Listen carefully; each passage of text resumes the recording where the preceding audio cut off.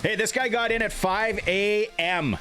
on the bus. The life of a junior hockey player, coach, personnel, or play-by-play guy. Benny Walchuk's joining us for the SJHL Report, brought to you by Chad Reach, Senior Wealth Advisor for GP Financial Services and Avisa Wealth. Benny, it's they're living up to the hype, aren't they? The Final Four in the SJHL?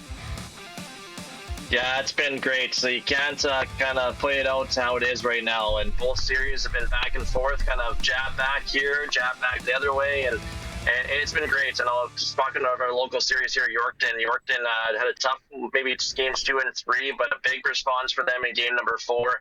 Scored 7 times on Spencer Michnick in that hockey game, and just kind of got some momentum back to home ice. And then the other way, it's been kind of a goaltending series. Charlie Tritt of the Bombers have been good. His team wins. Joey Rocha for the Weyburn Red Wings plays good. They win. So it's been a heavyweight sell for both those matchups. But it's great to have them now. Once again, first off, game number 5 on Saturday in Flin Flon and Yorkton, but also guaranteed game number 6, which is great too. You know, Benny, we were talking earlier about different teams in the SJHL and different events.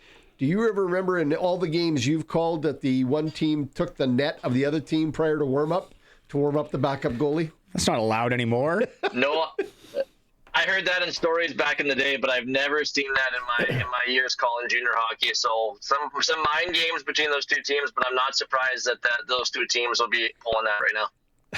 I love that. We were joking about it earlier too at the start of the show. Flin Flon does have their new bus, new iron lung. They're rolling, new bone shaker. But I don't think when they sat down to budget things at the beginning of the year that they said, hey, 2 of the furthest trips is what we're going to do, and diesel's going to be pushing $2 a liter. Oh, it's nuts. It's nuts. Even talking to Rob Hart, he's like, I might have to go down south twice with his voice he does like that. He was already worried about that before even this playoffs even started. But it's now you're guaranteed to go back there another time here for game number 6. But it's to be a bus operator or be a hockey team is definitely it's a little bit more heftier with the prices these days. Let's go to the series that you're covering a little bit more as kind of now that we're down to a best of 3. Is last change that big of a deal here? Are the teams deep enough where they can match up around the board? You know what? I think it might be a little bit like Battleford. Last 2 games 3 and 4. Battleford tried to put their top line against the Yorkton top line, and in game 3 it worked like tremendously. Like they were in the face of the Terriers top unit, didn't allow them any chances, and I think they kept them off the board there in game 3. And then Terriers game 4, they did get a little bit over, but it was on the power play. They scored 3 power play goals, so I think the matchup is key. I think Emery, when Lawson, the head coach of the Terriers, when he goes back for game 5 on Saturday, I think he's trying to get away from that matchup.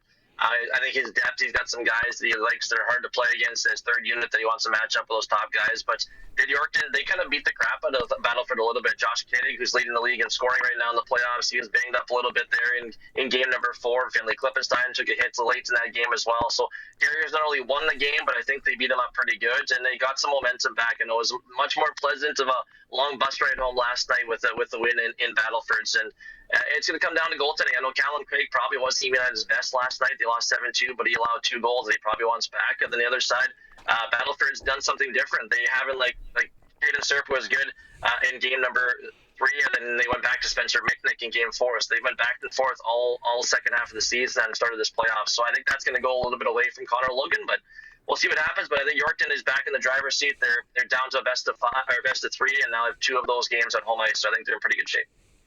Weyburn and Flin Flon. Flin Flon dominated the league all year long. Weyburn kind of had a slump, maybe even a quiet spot as they headed into the playoffs. They've really rebounded. What do we expect for the last 3 games from these 2 clubs?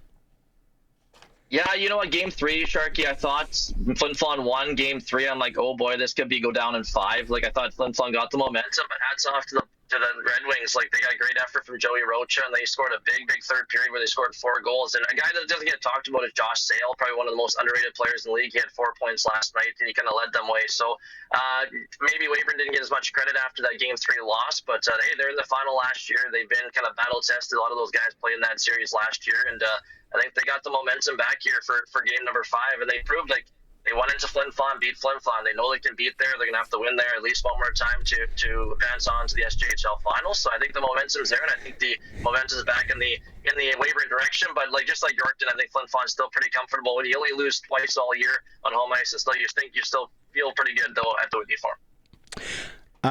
Okay, we had a little bit of a debate here.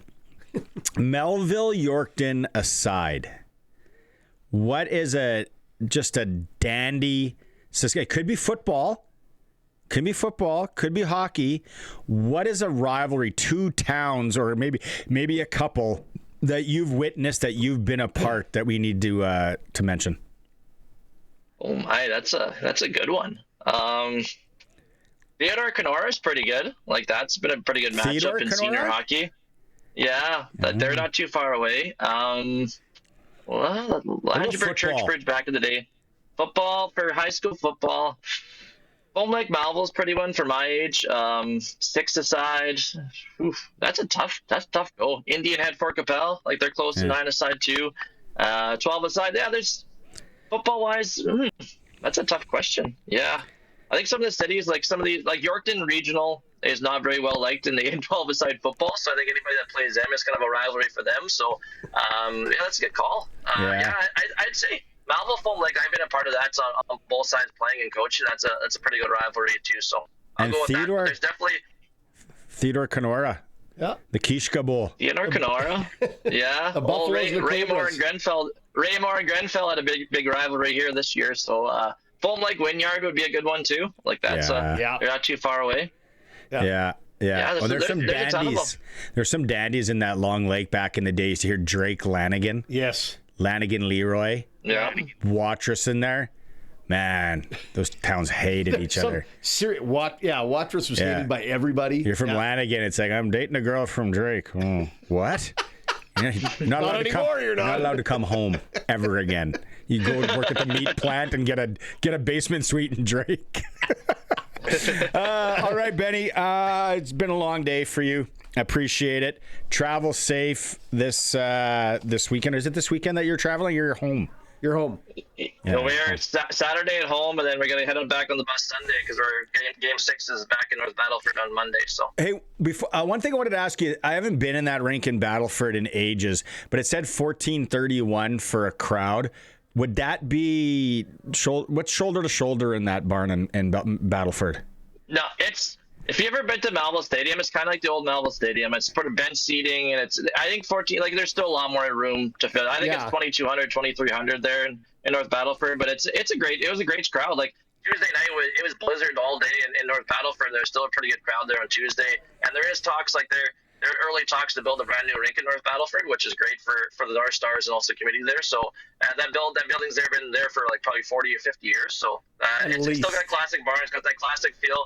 Yeah, you walk underneath the old Melville Stadium, underneath the stands and everything like that. So it's got some character, but it definitely is due for a brand new facility there. I haven't been in that rink, and I bet you 30 years, if not more. They used to have pictures or the logos of every SJHL team. Yeah, still do. Up top. They still have that? Yeah. Man, I remember I got kicked out of a game. I accidentally high-sticked the goalie from Shellbrook in the throat because we were so short, and I got kicked out of the tournament. My dad was so mad, didn't talk to me the whole way back to Saskatoon. Yeah. And then, so did you spend the night in North Battleford? We went up the day before, so we played there we went there Monday night, Tuesday nights, and then came back last night. Tropical Inn? Did you hit the water slides? Did you have a poolside flapjack? No, we're at the Comfort Inn, the new one on top of the hill, so it's a great turnout there, great breakfast, and maybe stroll down to the Gold Eagle for a little spin. Sino. There you go. There you go, Benny. All right, the slappers. Let's go. All right, Benny. Travel safe. Talk to you next week, bud. Take care. Thanks, guys. Appreciate it. Thank you.